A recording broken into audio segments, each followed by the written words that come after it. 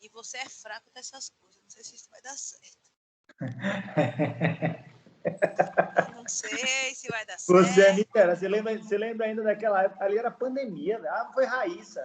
Foi Raíssa, não, foi Raíra.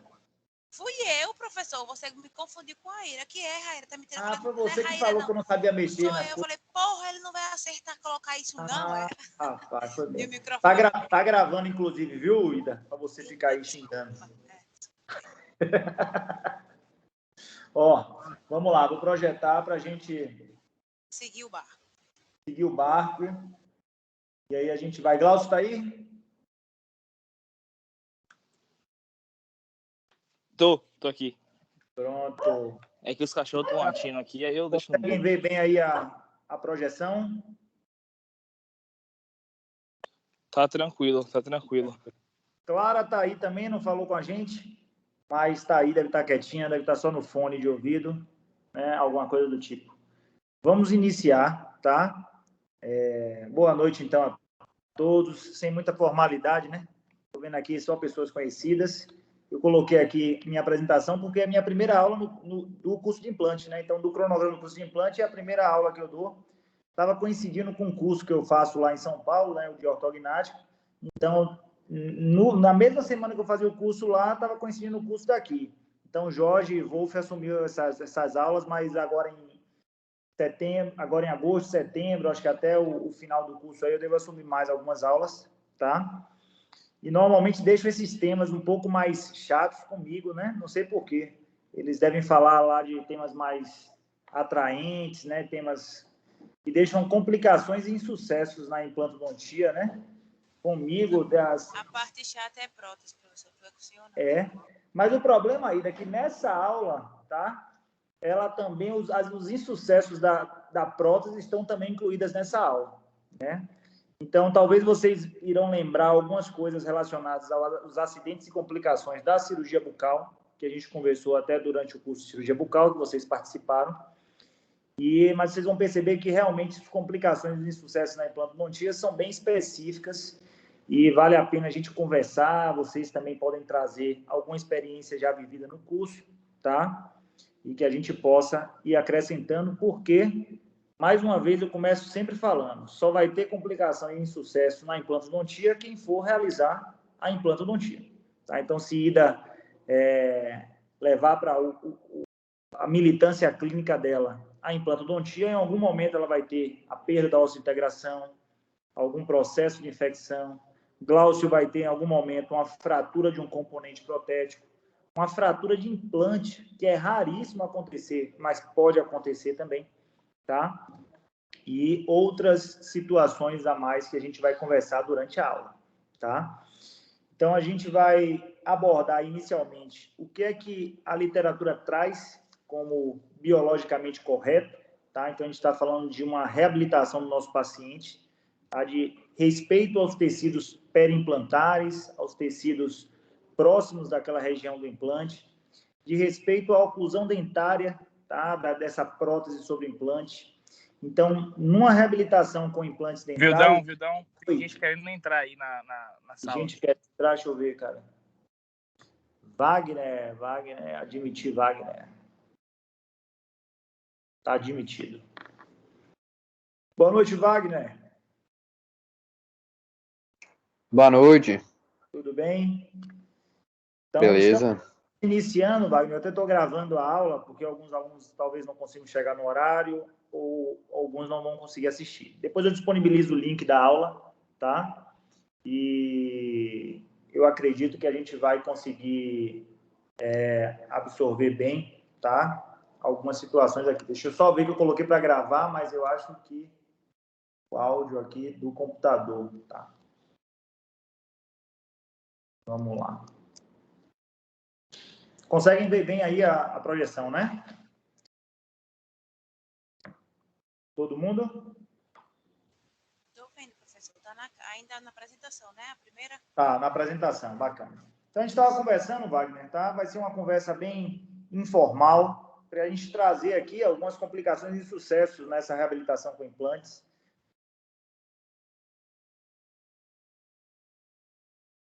Ida seria a prótese, né? Ela falou, eu sou chato na implante. E é uma das situações que a gente pode vir a ter insucesso, tá? Então, o viés na reabilitação com implantes dentários, ele vai desde da cirurgia, então, dos acidentes e complicações inerentes à cirurgia bucal, tá? Como as complicações e os insucessos inerentes à prótese. Wagner, eu acho que faz prótese já a nível de consultório há algum tempo, e ele provavelmente tem alguns casos de insucesso, alguns casos de complicações com reabilitações de próteses pontes fixas, tá? Próteses unitárias, removíveis, e com a implantodontia não vai ser diferente. Claro que a gente traz aqui, né, os índices de sucesso, e se a gente fizer um comparativo que a literatura traz, tá? É claro que os implantes hoje, né, já são ratificados como a melhor forma de reabilitação aos nossos pacientes edêntulos parciais ou totais, tá? A gente utiliza a massa óssea do implante do paciente, tá? Como essa ancoragem, a gente não precisa ter apoios de dentes adjacentes, tá? É uma prótese fixa, então o trauma ao tecido mole na região próxima da área edêntula, ela não existe, né? Existe uma proteção, inclusive. Então, quando a gente vai para os índices de sucesso, esses índices chegam a próximos de 94%, alguns artigos trazem 98%, tá? De sucesso com a prótese sobre implante. Os artigos trazem 87%, 90% das próteses fixas, tá? E das as próteses adesivas, a gente sabe que tem um nível de sucesso menor, tá? Justamente pela sua fragilidade, mas que é também uma forma, né, de reabilitar os nossos pacientes.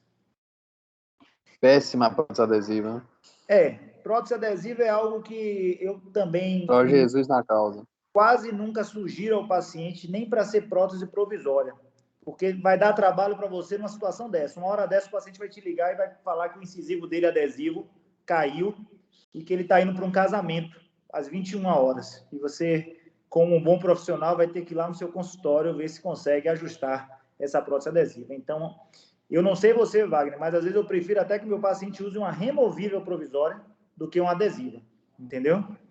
Não sei Concordo, se você... eu falo a mesma coisa.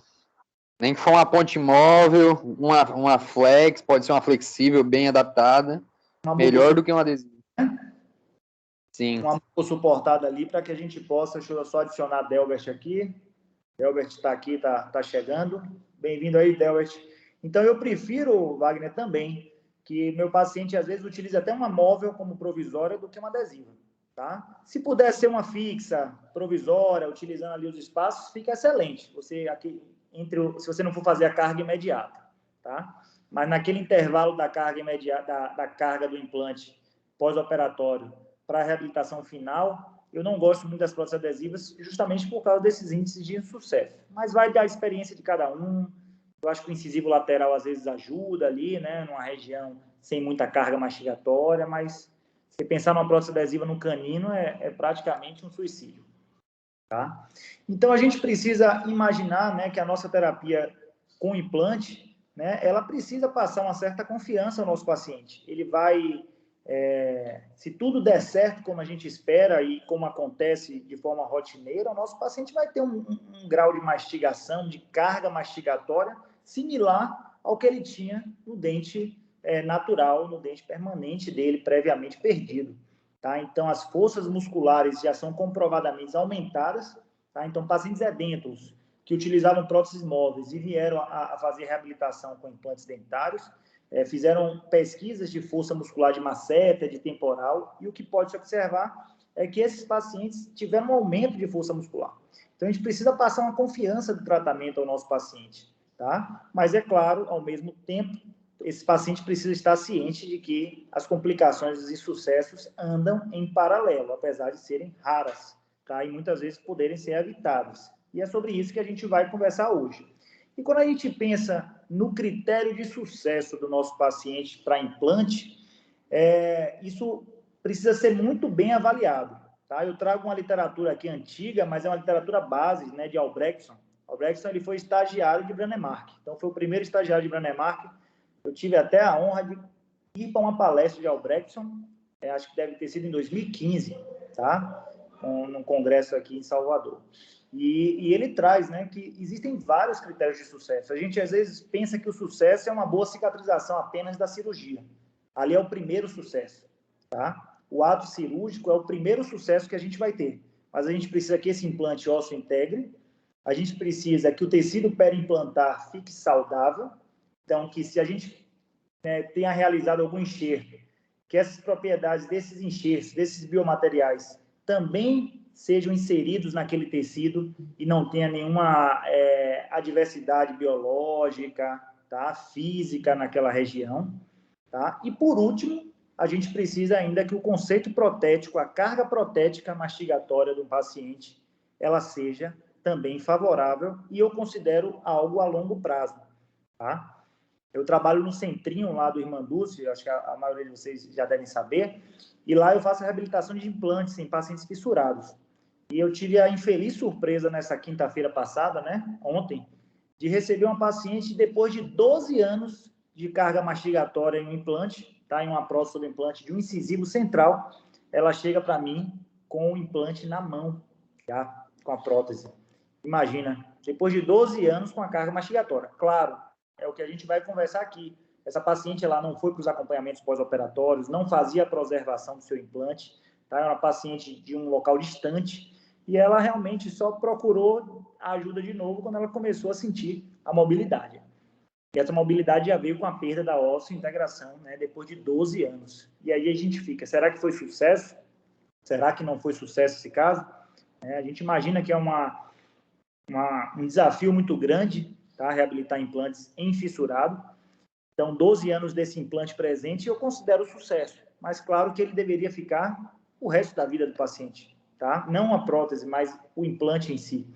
Então, os critérios de sucesso eles são muito amplos, né? E a gente precisa estar definindo até a nível de nossa conduta clínica, conduta cirúrgica, saber ao certo aonde foi que aconteceu aquela falha, tá?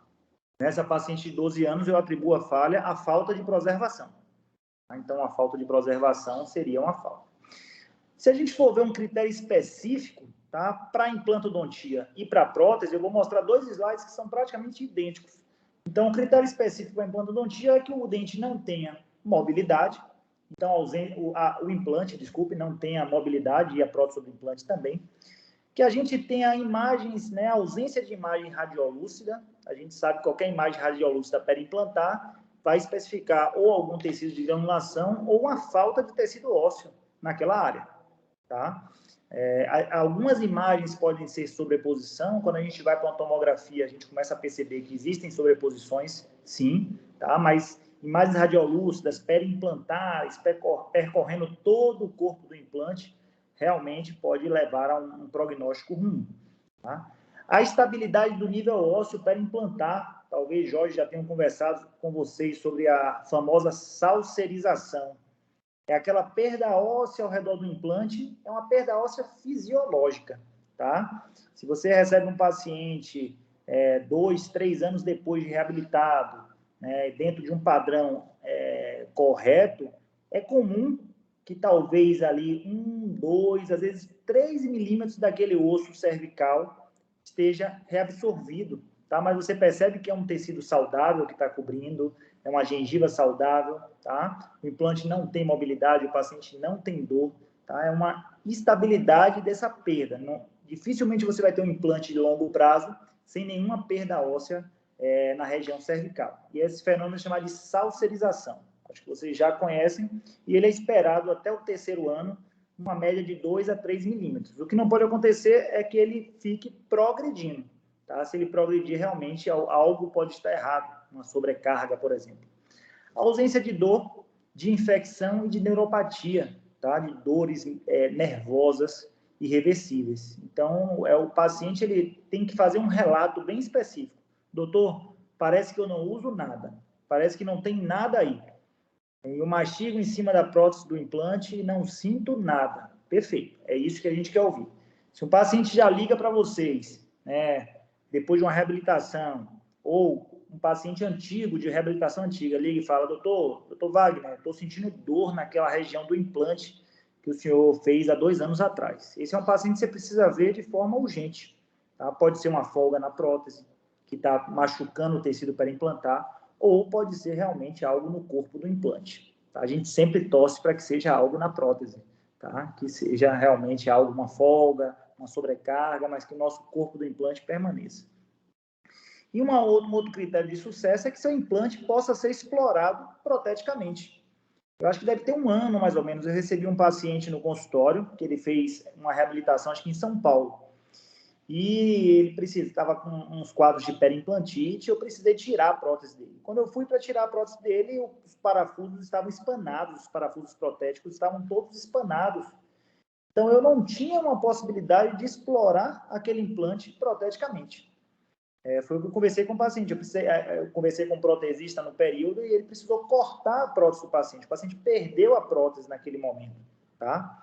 Ou uma outra situação que pode acontecer é seu implante está muito bem e houve alguma fratura de componentes, né, de um parafuso dentro do implante. Você tem uma dificuldade, às vezes, grande de tirar aquele parafuso, você acaba perdendo, né, o sucesso do seu tratamento porque ele não tem uma exploração, você não consegue explorar proteticamente o seu implante, tá? Quando a gente vai para o critério de prótese, segue o mesmo padrão, tá? A ausência de mobilidade, nossos implantes, nossas próteses sobre implantes, elas têm que ser fixas, a proposta do tratamento é essa, né? Imagens radiolúcidas perimplantares também, estabilidade do nível ósseo, ausência de dor e possibilidade também de explorar o implante proteticamente.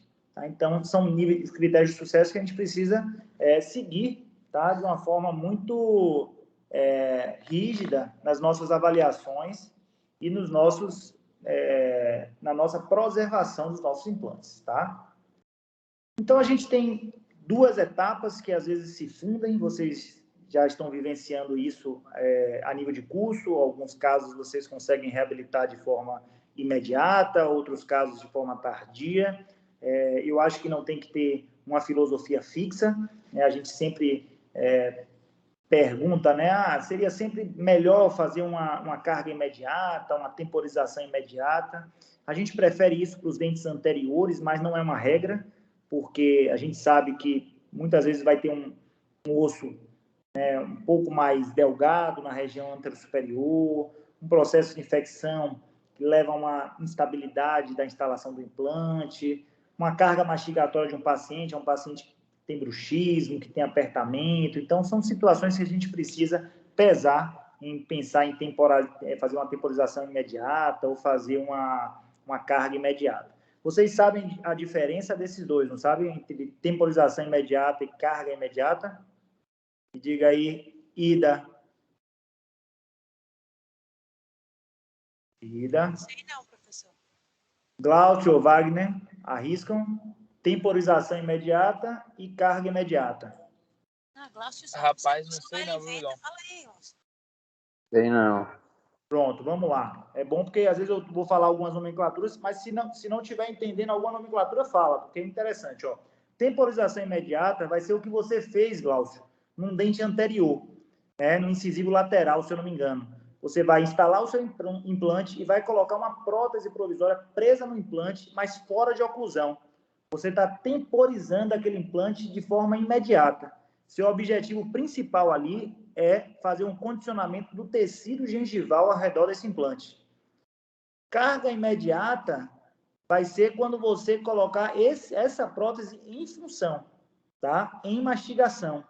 Então, o que acho que foi Rafael e Júlia fizeram no módulo passado, um protocolo no qual eles fizeram uma carga imediata de uma prótese provisória, no qual o paciente começou a ter uma carga oclusal naquela situação. Tá? Então, a gente tem essas 2 nomenclaturas, que é a temporização imediata e a carga imediata.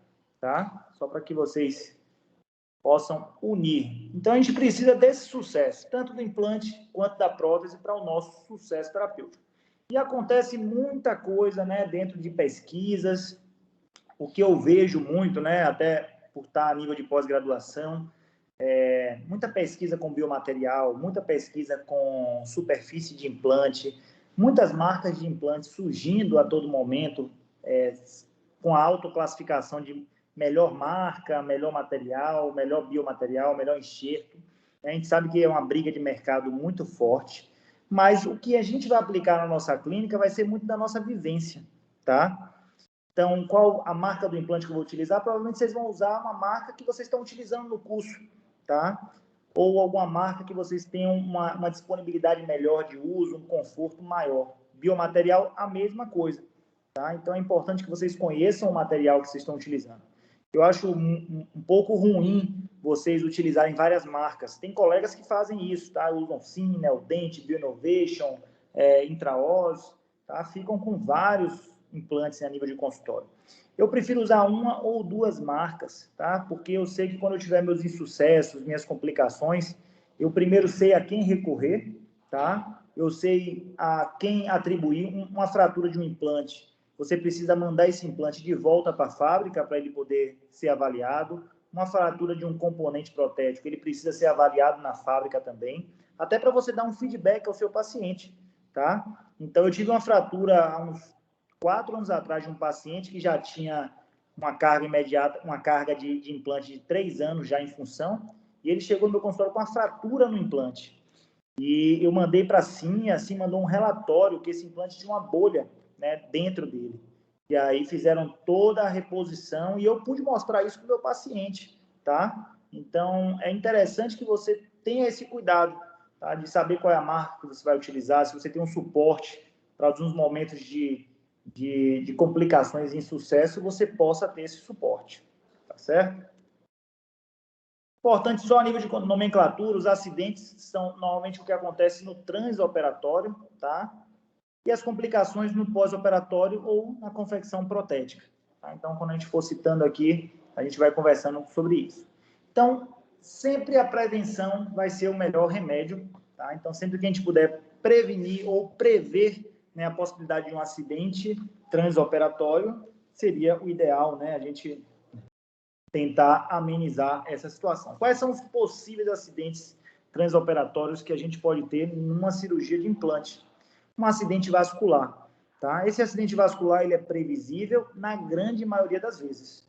Vocês estão aí fazendo as triagens dos pacientes, os planejamentos, e percebem, né, que alguns casos a gente faz com panorâmica, outros casos a gente faz com tomografia. Se eu pudesse escolher, e a nível de consultório, hoje eu tenho feito 95% ou 90% dos casos com tomografia, espero chegar a 100% em breve, tá? Porque você tem uma visão tridimensional, eu vou mostrar alguns casos de alterações anatômicas que a gente não iria ver a nível de panorâmica, tá? E que, na verdade, não foi visto a nível de panorâmica e houve um acidente neurovascular, tá? Nessa região da introdução do implante, justamente por uma alteração anatômica desse paciente. Então, está errado, professor, realizar com a panorâmica? De forma nenhuma. A gente consegue uma grande resolução, tá, de pacientes a nível de panorâmica, depende da realidade de cada um, né? Alguns trabalham a nível de alguns interiores que ainda não têm centros de tomografia, tá, mas que já conseguem reabilitar muitos pacientes. Ou, a nível de curso, a gente faz muitos pacientes também com panorâmica. Tá? Então, a gente pode ter um acidente neurológico, infeccioso, tá? E a gente teria, na verdade, um processo de infecção naquele momento transoperatório, uma quebra daquela sepsia, e os acidentes relacionados ao erro da técnica cirúrgica, tá? Que vocês já fazem muito bem, alguns vieram do curso de cirurgia bucal e têm realizado bem bacana, desde a anestesia, o descolamento, as suturas, a hemostasia, tá? Então, são algumas situações. O que a gente pode ter já de início é uma hemorragia, que é pouco comum nas cirurgias de implante, tá? Ela pode começar na incisão. Normalmente, o que a gente aconselha, incisão sempre em tecido queratinizado, tá? Se for realizar incisões a nível de região posterior de mandíbula, sempre palpar o rebordo para que você não caia para a lingual, tá? É muito similar ali quando a gente vai fazer o terceiro molar. Sempre trabalhar muito mais para vestibular do que para lingual, tá? Que na lingual a gente vai ter os tecidos mais importantes, tá? Se a gente for lembrar aí da nossa anatomia, que não é o foco da nossa aula, tá? Temos os grandes vasos. Dificilmente a gente vai ter alterações de lesão em grandes vasos, tá? Com a cirurgia de implante. Talvez, se a gente for pesar aqui, o vaso mais importante é o alveolar inferior, tá? E a saída do mentoniano. seria ali talvez o mais importante nesse momento, mas talvez no descolamento, numa fresagem, no resvalar de um instrumental, ele pode sim vir a pegar um ramo mandibular, tá? Uma artéria palatina maior. Então, o que eu falo sempre assim, a nível de implante, eu me preocupo muito com a questão vascular do assoalho de boca, principalmente na reabilitação de pacientes que tem uma situação de... Rapidinho, pessoal.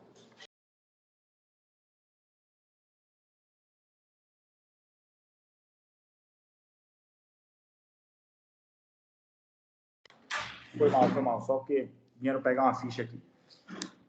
Estão me ouvindo bem?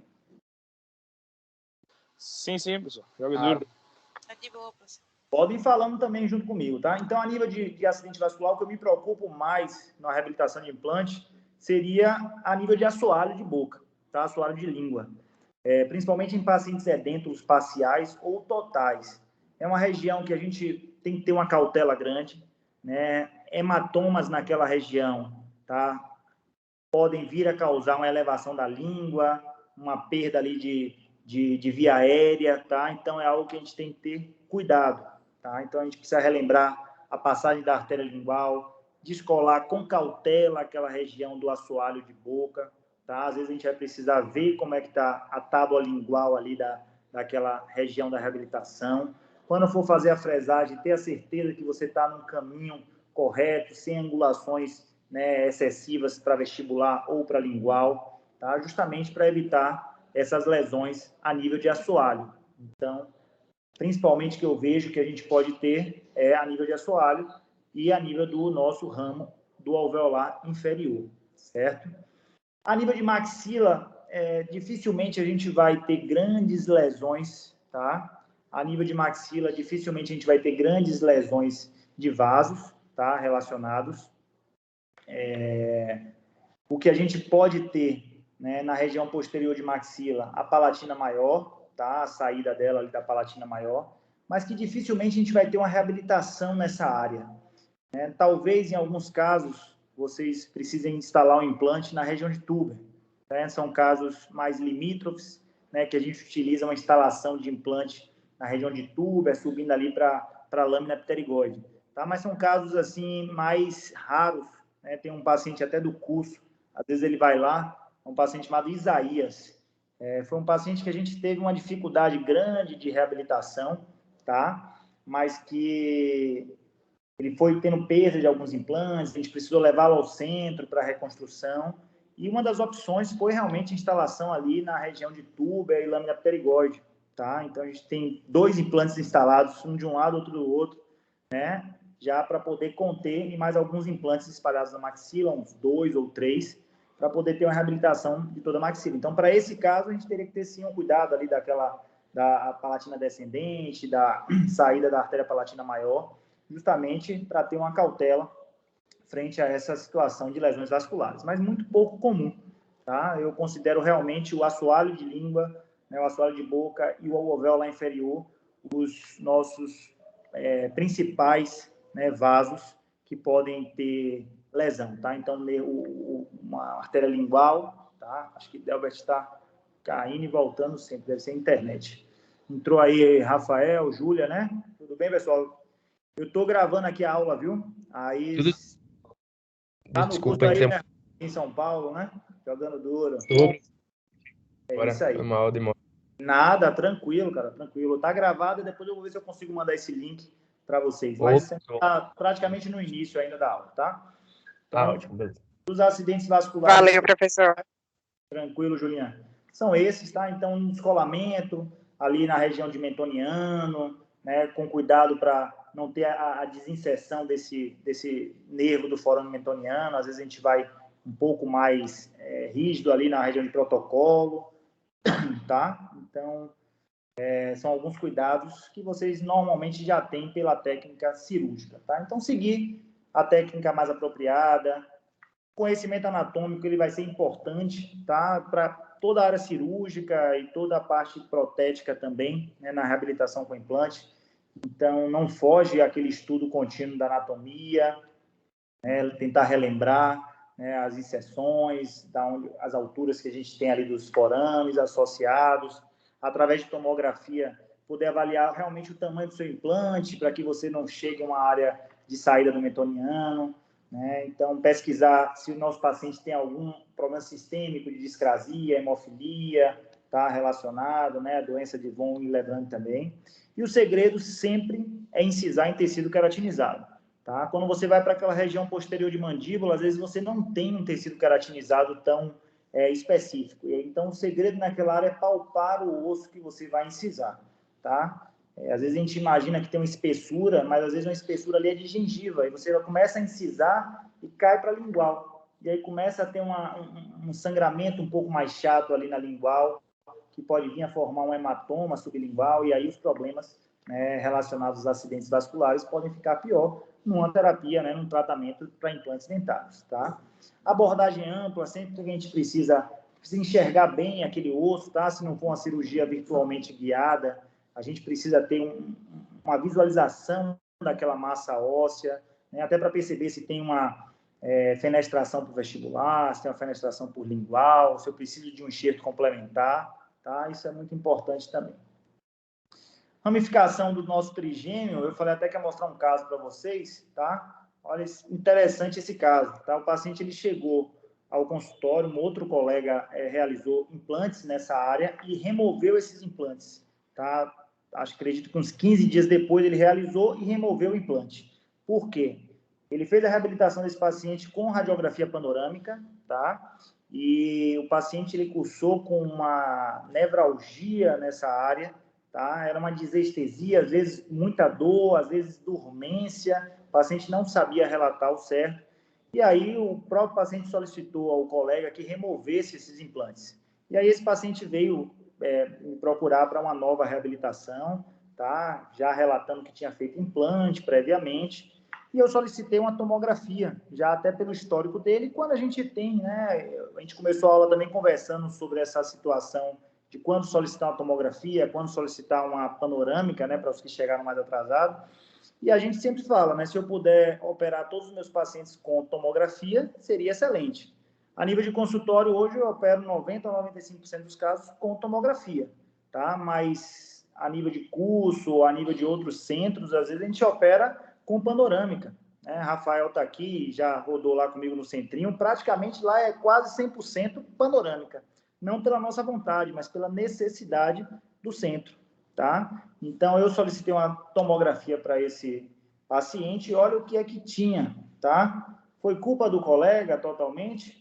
Em partes, não, tá? Ele fez a reabilitação, a gente vê até um defeitozinho relacionado aqui à fresagem do implante, mas ele tinha uma ramificação totalmente incomum do nervo alveolar inferior, tá? Então, altamente justificado o que o paciente sentiu, né, essa disestesia, porque não foi diretamente no nervo alveolar inferior, mas foi no ramo desse nervo alveolar inferior, que apenas com uma tomografia a gente poderia ter essa visualização, tá? Então, para esse paciente, realmente foi mostrado, né, que a reabilitação com implantes nessa área precisaria ter uma cautela maior, tá? Talvez com implantes mais curtos, ou pensar em algo relacionado à lateralização de nervo.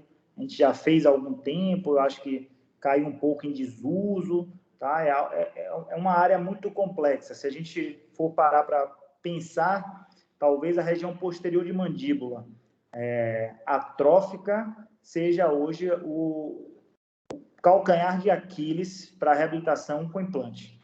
Porque a gente tem uma previsão de enxerto aí não tão previsível quanto na maxila, tá? Quanto no seio maxilar, quanto numa região vestibular de maxila.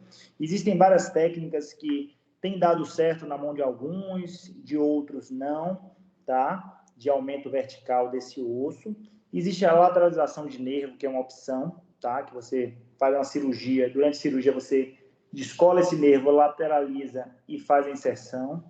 Existe o planejamento virtual, né, que você pode tentar fugir, né, na fresagem desse nervo, mas dificilmente você não vai ter algum grau de parestesia, tá? E existe o que a gente sempre fala, a limitação do caso e a não possibilidade de reabilitação, tá? Então, o paciente, ele não acatava enxerto, ele não acatava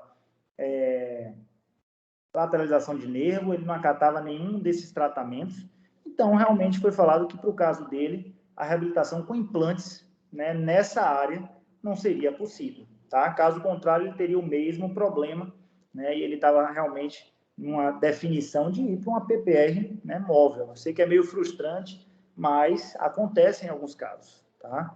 Mas ele veio justamente com essa ramificação justificada aí do que ele sentiu. Tá? Dentes adjacentes, tá? A gente precisa ter muito cuidado também, principalmente nos nossos implantes unitários, tá? Quando a gente realiza a extração e vai realizar um implante imediato, a gente tem aquele alvéolo, né, que tem um guia importante para a nossa fresagem. Quando a gente realiza o planejamento virtual, também a gente acaba tendo menos problema relacionado aos dentes adjacentes, tá? Mas a gente sabe que muitas das reabilitações são realizadas com panorâmica, tá? E com a panorâmica a gente tem essas angulações dentárias, né, de apenas uma linha, de uma camada desse osso. A gente sabe que em algum momento essa raiz ela pode estar um pouco mais inclinada para a região do implante, e não é pouco comum você às vezes pedir algumas radiografias pós-operatórias e ter a impressão que o seu implante está muito próximo da raiz ou até está sobre a raiz, tá? Eu lembro de uns 10 anos atrás, eu fiz a reabilitação do meu pai. E aí eu pedi uma radiografia pós-operatória e parecia que o implante estava dentro da raiz, estava assim, ó, bem sobreposto à raiz. Solicitei uma tomografia sem sintomatologia nenhuma, tá? E na tomografia ele mostrava, né, que existia uma distância, assim, né, existia uma margem óssea respeitada que a panorâmica, né, houve uma sobreposição. Tá? Então, quando tiver alguma dúvida, é importante ir pelo clínico, tá? Provavelmente alguma lesão em raiz de dentes adjacentes vai repercutir em sensibilidade desses dentes, em mudança de coloração, talvez em mobilidade atípica, tá? Processos de infecção. Agora, caso não tenha, né, nenhuma dessas situações e a radiografia mostra, você pode tirar dúvida, sim, com a tomografia, tá certo? Mas sempre respeitar ali, tá? Tentar deixar uma margem óssea importante entre um dente e outro. Nesse caso, por exemplo, eu acho que o colega poderia ter optado por um implante um pouco mais estreito, tá? Não sei, talvez uma reabilitação mais antiga, sem grandes possibilidades aí de escolha, mas a gente pode usar os implantes mais finos, tá? Então, a gente tem implantes 2.9 hoje já. Então, vejam isso como uma alternativa na reabilitação de vocês hoje. Tá? Então, eu tenho um espaço ali, às vezes eu tenho um espaço protético bacana, mas o espaço cirúrgico de inserção do implante, ali aquela região mesiodistal, eu tenho ele muito estreito. Então, eu posso tentar utilizar. O colega utilizou aqui um 4.1, tá? Até uma HE 4.1 para uma situação de incisivo lateral, tá? Não tem nenhuma contraindicação, tá? Antes que a gente já vá julgar, um dos maiores implantodontistas aí do mundo, Steven Urban, ele usa HE na região anterior com excelentes resultados. Não é a nossa metodologia, tá? A gente vai usar implantes de conexão interna, implantes de conexão MOSS, tá? Para a região anterior. E para um caso desse tipo, eu optaria para um 3,5 ou até para um 2,9 de espessura, no qual eu iria respeitar muito mais aqui, ó, essas margens dos dentes adjacentes, tá? Ok, pessoal? Então, vamos lá. Então, a gente, às vezes, recebe casos a nível de consultório que o paciente já foi reabilitado, talvez há tempos atrás, que a gente vê que não houve respeito nenhum ao nervo alveolar inferior, à saída do mentoniano, tá? Aos dentes adjacentes, tá? E, assim, alguns pacientes aceitam isso bem. Essa daqui é uma senhora, né, que chegou a nível de consultório, ela não tinha sintomatologia nenhuma, relacionado aos dentes adjacentes, mas tinha uma dormência que foi falado para ela que era tudo normal. Os pacientes que fazem implante em mandíbula ficam com a região onde fazem o implante, ficam dormente. E ela já tinha quase 8 anos com essa situação, já tinha se acostumado. Eu não quis colocar fogo na palha mais, né? Falei para ela que talvez há tempos atrás isso fosse algo que tivesse acontecido, né, pelo exame de imagem, mas que hoje a gente tenta evitar ao máximo, mas que é algo que não incomoda ela, a dormência, tá? E aí eu pedi só para saber quais são as marcas desses implantes aqui, né? Quais são os fabricantes para ela poder ser reabilitada, tá? A gente vê proximidade aqui, ó, com dentes adjacentes, que aí pode ser o que a gente conversou sobre a panorâmica, tá? Com dentes adjacentes aqui nos incisivos também, e aqui praticamente sem respeitar o nosso alveolar inferior, né? No qual a gente tem um respeito grande. Sobre os controles de infecção, hoje é algo que praticamente, acredito que pouquíssimas pessoas devem viver de rotina isso, tá? Eu converso com muitos colegas, e infecções pós-operatórias são exceções das exceções hoje. Os protocolos, tanto a nível de consultório quanto a nível de hospital, eles estão cada vez mais rígidos, então a gente tem tido resultados muito bons e os processos de infecções cada vez menores. Então, a nível de curso também, daí da Uningá e de outras, né, e a nível de consultório, eu não lembro o último paciente que eu tive um processo infeccioso pela cirurgia de implante, tá? Aquele paciente com celulite, com abscesso pós-operatório, tá? Justamente porque a gente segue todo o protocolo, o implante também segue todo o protocolo ali de esterilização, os componentes utilizados nesses implantes também seguem, tá? E a gente vai seguir o que vocês já sabem muito bem, tá? E vamos adentrando alguns acidentes técnicos que podem acontecer durante a nossa instalação do implante, tá? O primeiro acidente técnico que pode acontecer é uma fratura do seu instrumental. E aqui eu estou falando de instrumental do implante, tá? Então, a gente pode ter fraturas por fadiga ou por processos de fabricação errado, tá? Eu lembro de uns 3, 4 anos atrás de ter tido um caso bem chatinho no consultório.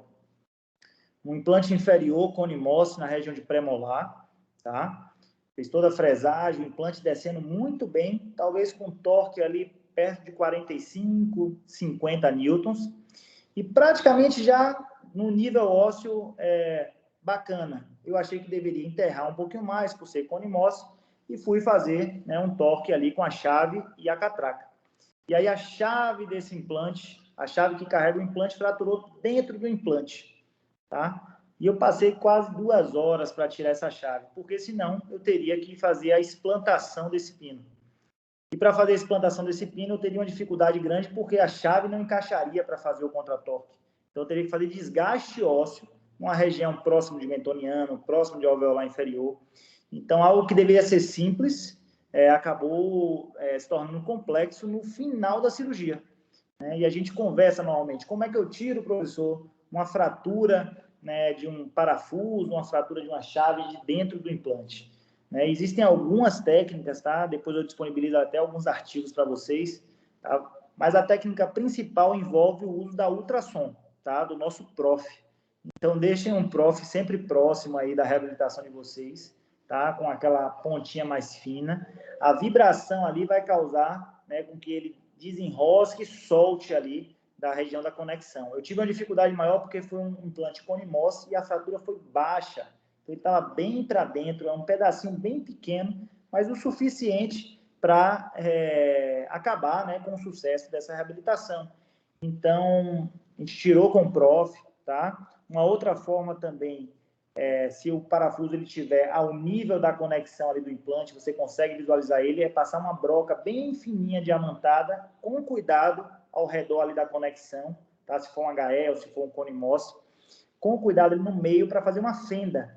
E a gente tentar, através de uma mini chave de fenda, remover esse parafuso também fraturado. É uma situação chata, às vezes sai muito rápido, tá? Mas às vezes você pode estar perdendo ali o sucesso do seu tratamento, tendo que fazer uma explantação, uma remoção daquele implante naquele momento, tá? E talvez seja inviável instalar um novo implante naquele momento, tá? Dependendo das estruturas anatômicas próximas. O mais importante disso tudo é procurar saber o que foi que aconteceu. E aí, mais uma vez, essa chave ela foi para a fábrica da SIM e foi diagnosticada uma bolha nessa chave. E eu mostrei esse relatório, né, da perícia dessa chave para o paciente. Eu acho que é o mínimo que a gente pode fazer, né? O paciente que eu já tinha avisado para ele que a cirurgia tinha terminado. Estou tentando lembrar o nome dele. Falei, não, terminou a cirurgia já. Vamos agora só para a sutura. Vou descer só mais um pouquinho aqui. Demorei mais 2 horas para tirar essa chave fraturada. Então, é o mínimo que a gente pode fazer ao nosso paciente, né? Algo pouco comum, mas que pode acontecer. Então, fratura de instrumental, ter sempre cuidado com a fadiga dos nossos instrumentais. Os nossos instrumentais, eles não são eternos, apesar da gente querer que eles sejam, né? Sempre a gente fala, só mais essa cirurgia, só mais essa. Então, lembrar que a gente precisa trocar nossas chaves, né, dos implantes, trocar nossas chaves de fresagem, isso é importantíssimo, principalmente as chaves iniciais, que é a lança A2, A2.8, A3.2, que são usadas rotineiramente. Então, a gente precisa trocar, tá? Isso vai influenciar muito lá no superaquecimento desse osso, é um outro problema que a gente vai poder, né, passar também. Tá? Então, algumas fraturas. Lá no Centrinho, Rafael, eu tive uma situação até com o Leonardo Figueiredo. Ele fraturou lá um cicatrizador, imagine, pegou e apertou o cicatrizador com a força bidigital, o cicatrizador partiu no meio. Imagine, num paciente de reabilitação lá no Centrinho, que já é um desafio grande. Então, pode acontecer, né? A gente conseguiu tirar, tá? Mas acaba também dando um pouco de dor de cabeça, tá? Deglutição e inalação é algo também que a gente tem que ter muito cuidado, tá? Então, a gente está lidando com chaves bidigitais ali que podem escorregar, com implantes curtos, com covers, né, pequenos ali que podem cair na cavidade do paciente, cavidade bucal, e o paciente deglutir ou inalar, tá? Então, a gente pode passar por algumas situações dessas. São similares às situações que a cirurgia bucal, a dentoalveolar também passa, tá? Com implante, a gente precisa ter mais cuidado também. Fenestrações e decências, então, por isso que eu imagino que, se não for uma cirurgia virtualmente guiada, já planejada virtual, a gente precisa ter um acesso importante daquele implante, tá? Eu preciso enxergar bem como é que está a tábua vestibular, a tábua lingual, tá? Para perceber se tem uma fenestração, para perceber se eu tenho necessidade de fazer uma complementação com um enxerto liofilizado, tá? Aqui são alguns casos, né? São casos que foram reabordados, tá? De implantes que tinham grandes decências e fenestrações de tecido mole, tá? Então, esses implantes eles foram removidos, foram explantados, tá? Eram implantes mais antigos, com pouco tratamento de superfície, tá? Em processos inflamatórios importantes, né, nesses pacientes. E de acidente técnico que a gente pode ter, que eu não considero um acidente, é a falta da estabilidade primária. Então, professor, eu desci meu implante todo, mas ele continua se movendo. É aquele implante que fica balançando dentro do osso, tá? O nosso princípio, né, para que a gente tenha uma óssea integração é pelo menos uma estabilidade primária do nosso implante. Então, se a gente chega ali e não consegue ter uma estabilidade primária, é bom reavaliar, talvez ver a necessidade de uma enxertia complementar daquela área. É importante avaliar, talvez, uma necessidade de esperar mais tempo para uma tentativa daquele implante ósseo integrar. Então, se eu iria esperar 3 meses, eu já aviso ao meu paciente que talvez eu espere 5, 6 meses, tá? Numa tentativa de ter uma óssea integração. Mas uma situação que vocês podem passar de perda de estabilidade primária, principalmente na maxila, região anterior, tá? Em um osso mais delgado, é durante a instalação do implante, né, com a catraca, você realizar algum movimento de pêndulo, tá? Por isso que é importante sempre segurar, tá, a catraca na região superior e realizar um movimento único, evitar movimentos de pêndulo. E você pode ter rompimento de alguma das corticais e automaticamente perda de uma estabilidade primária e talvez uma perda aí do sucesso, né, do seu tratamento com implantes dentários, tá? As complicações também, né, elas podem ser imediatas, tá? Ou tardias. E a gente também tenta prevenir essas complicações e existem alguns tratamentos, tá? São complicações, às vezes, mais leves e discretas aos nossos pacientes, mas existem também as complicações mais sérias, tá? Vamos tentar conversar sobre algumas complicações. Complicações vasculares, tá? Neurológicas, infecciosas, sinusais, ou complicações na mucosa periimplantar. São as áreas principais aqui que a gente pode vir a ter problemas, tá? No pós-operatório imediato ou no pós-operatório tardio, tá? Então, como qualquer outra cirurgia, né, que a gente faz na região dentoalveolar, bucal, dependendo da fragilidade capilar do nosso paciente, dependendo da extensão da nossa incisão, do descolamento, do trauma cirúrgico, paciente pode apresentar, né, um pós-operatório com um hematoma, uma inflamaçãozinha um pouco mais chata, tá, do que o padrão, hemorragias, tá, então as equimoses que podem descer para a região aqui do pescoço, a região cervical, tá, então eu sempre aviso aos pacientes, tá, principalmente os pacientes mais idosos, que têm uma pele um pouco mais clara, podem ter esse quadro de fragilidade capilar, tá, e isso às vezes assusta o paciente se você não avisar antes. Ele fala, doutor, não estou sentindo nada, doutor, mas estou com aqui a região aqui perto da boca toda roxa, tá? Fiquei com medo aqui, será que aconteceu alguma coisa? Tá? E quando você vai ver, foi uma equimose que formou ali por uma fragilidade capilar. Às vezes a cirurgia foi bem limpa, foi bem tranquila, mas uma própria fragilidade capilar do nosso paciente pode apresentar. Tá? Então é importante avisar previamente e avaliar se for um hematoma, por exemplo, se é um hematoma sublingual, se está em produção, em evolução esse hematoma, se está estabilizado. Tá? Sempre importante acompanhar os nossos pacientes de perto. Complicações neurológicas, tá? Então, similar talvez ao caso que a gente mostrou previamente, e às vezes a gente vai pedir uma tomografia daquele paciente que está relatando uma nevralgia, está relatando uma dor ali, uma algia neurológica importante, e não vai ter proximidade nenhuma com o nervo.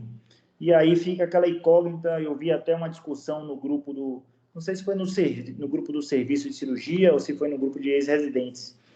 Caetano, um colega contemporâneo, ele acabou de fazer explantação de dois implantes na região posterior de mandíbula, de uma paciente que não estava aguentando de dor, tá? 15 dias depois, pediu tomografia, ele já tinha feito a reabilitação com tomografia, virtualmente guiada, e a paciente solicitou para ele que tirasse esses implantes, porque ela não estava aguentando de dor, tá? Associada.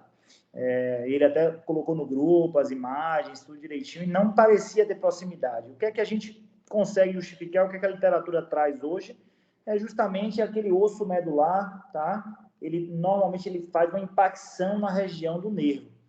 Hoje, a maioria das fresagens e dos implantes, eles trabalham com impacção óssea. Tá? Se vocês perceberem ali, as roscas dos implantes são roscas duplas, tá? No qual ele vai envolvendo o osso e impactando, envolvendo e impactando. Antigamente, as fresagens eram feitas com remoção de osso. Tá? Hoje, elas são feitas, na grande maioria, com impacção. Tá? Você faz um preparo impactando o osso. E sempre que você faz a impacção, se você tiver uma proximidade, por exemplo, com o alveolar, você pode estar pressionando de forma indireta aquele alveolar. Tá? Se for um osso, uma medular ali mais delgada, que tem ali próximo do alveolar, você pode estar levando a uma compressão, mesmo que radiograficamente exista uma distância do ápice, né, do implante para o nervo alveolar, você vai... o paciente pode vir a sentir. E como é que resolve isso? Infelizmente, às vezes, se resolve com essa situação que o colega demonstrou. O paciente solicita tanto para você, a dor é tão forte que às vezes você precisa, né, fazer essa remoção. O que é que a gente gosta de fazer? Eu acho que durante o curso a gente já conversou algumas práticas, principalmente na região posterior de mandíbula. A gente não gosta de anestesiar o alveolar inferior para a cirurgia de implantes posteriores de mandíbula, justamente porque a gente vai ter essa noção no transoperatório, tá? A gente só vai anestesiar ali o alveolar inferior se envolver alguma extração, tá? Durante o tratamento com implante naquela área. Mas se envolver apenas a fresagem e instalação do implante, a gente vai fazer anestesia do nervo bucal, do lingual, daquela gengiva marginal, e vai deixar o alveolar lá digno, tá? de sua sensibilidade. Porque numa situação dessa, você consegue, o paciente ele relata, doutor, estou sentindo um choque, tá? Doutor, estou sentindo já uma dor, uma pressão forte naquela área. E você pode optar por subir esse implante um pouco mais, tá? Ou trocar esse implante por um implante de tamanho menor, tá? Então, é algo que você pode trocar naquele momento e aí diminuir esse distúrbio de sensibilidade. Então, a gente prefere, alguns colegas fazem a anestesia do alveolar inferior, perguntei até para Caetano se nesse caso ele fez. Como ele fez a extração de um terceiro molar adjacente, ele tinha feito a alveolar inferior, tá? Então, tenha perdido a sensibilidade naquele momento, e quando a sensibilidade volta, acaba dando essa algia pós-operatória, né? Essa complicação neurológica, que é extremamente chata, né? Você tá com a radiografia, tá com tomografia, mostrando tudo direitinho, tá? A distância lá para o nervo alveolar e o paciente com dores fortes, tá? E aí você acaba tendo que ceder à vontade do paciente pela situação, tá? Pela situação crítica, né, que acontece da dor, tá? Existem alguns tratamentos para nevralgia, tá? Essa dor nevrálgica é uma dor, às vezes, que pode vir esporádica, pode acontecer, o paciente pode relatar que já sentia essa dor antes, por algum motivo, então a gente precisa pesar, né, se realmente foi a nossa terapia com implante ou se era algo que o paciente já tinha previamente, tá? Para que a gente não tome decisões também precipitadas. O pessoal tá calado, rapaz. Todo mundo calado, ninguém tá com dúvida de nada, não? Ou acrescentar alguma situação? Eu tô aqui. Você tá aí, Glaucio? Você já dormiu? Não, tô aqui. Tô fazendo um Aí. monte de coisa, mas tô prestando atenção. Depois E eu da- tenho um negócio para lhe perguntar, só que eu tô rezando que a bateria dá tempo aqui, senão eu lhe pergunto mais tarde. Eu acho que já deve estar tomando uma cerveja, né? Pelo que parece, né? Tô Não, tomando vim em um Vilas café, deixar você minha irmã na acredita? casa de minha mãe. Queria Pensei eu, que pelo menos. pensei que Ida já estava tomando uma cervejinha. Rafael Só deve me estar lá em São respeita, Paulo já, professor, respeita. programando o reggae da sexta-noite. Ô, professor, eu tô dentro do quarto comendo pão de queijo assistindo sua aula. Ah, é, né? Então vamos lá então. Era só para ver se estava todo mundo acordado aí. Beleza. Algumas complicações infecciosas, tá? Como eu falei com vocês, cada vez mais raro acontecer, tá? A contaminação transoperatória. Temos que ter cuidado no nível de curso. A gente vê ali que são cadeiras próximas uma da outra, tá? Mas muito raro, eu não lembro da última infecção pós-operatória de implante, nem no curso, nem a nível de consultório. A gente pode ver ali infecções ou inflamações localizadas de sutura, tá? É algo que a gente discute bastante. Tem, às vezes, o paciente ele tem um pós-operatório, ou tem um transoperatório excelente. Eu, particularmente, gosto de usar muito o monofilamentar, tá? O nylon, o monocrio, tá? E não gosto muito dos fios reabsorvíveis. E não gosto muito da seda.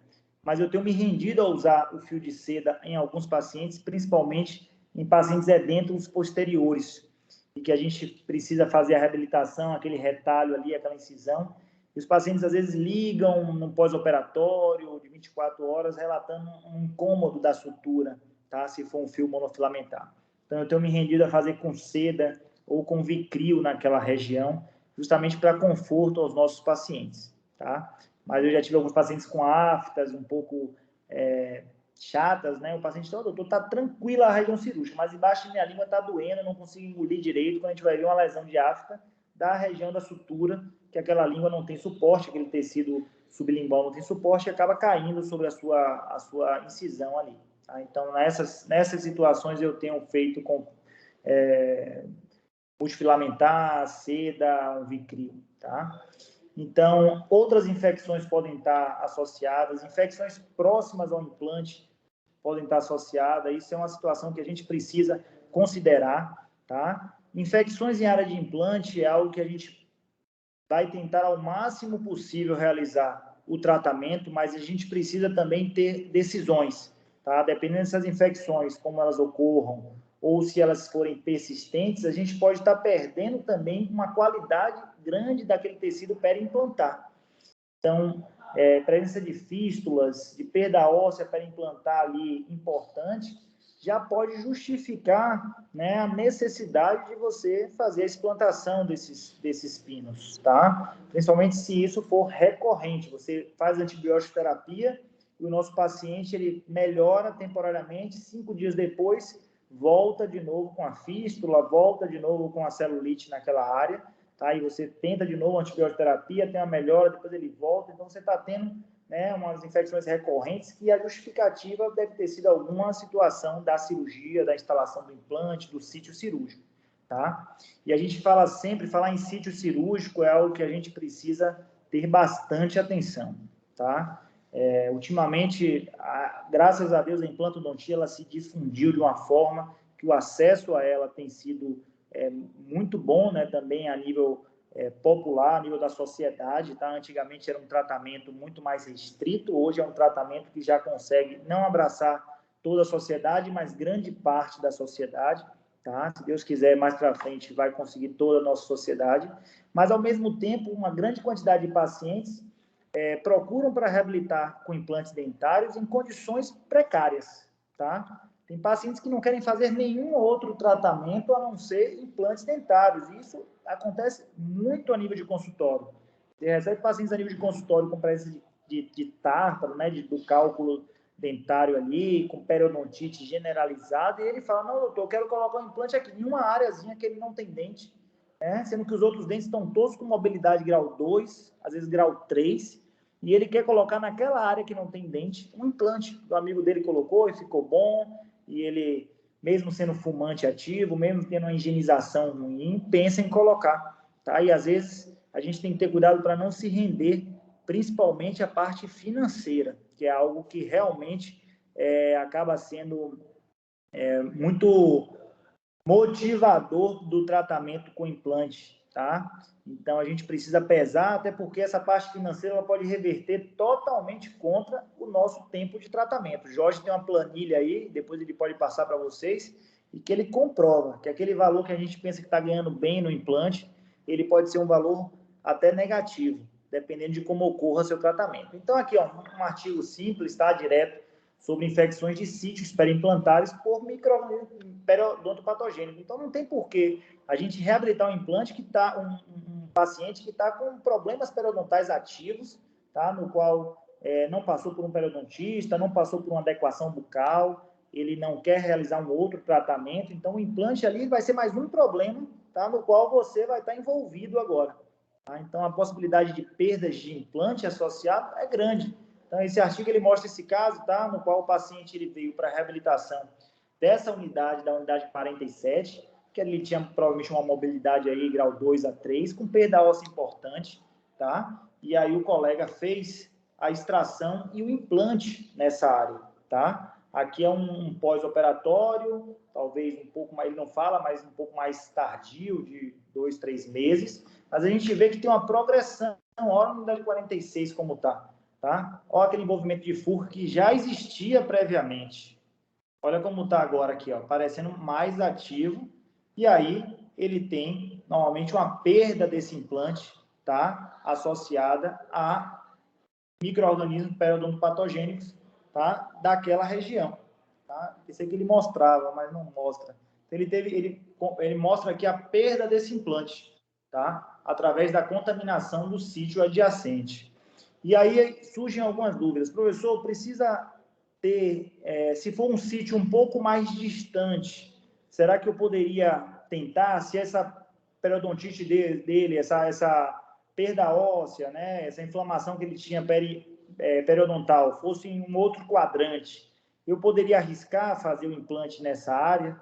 É uma opção, mas a gente sabe que a cavidade bucal é uma só, né? Então, a infecção presente, aquele micro-organismo periodontopatogênico, tá?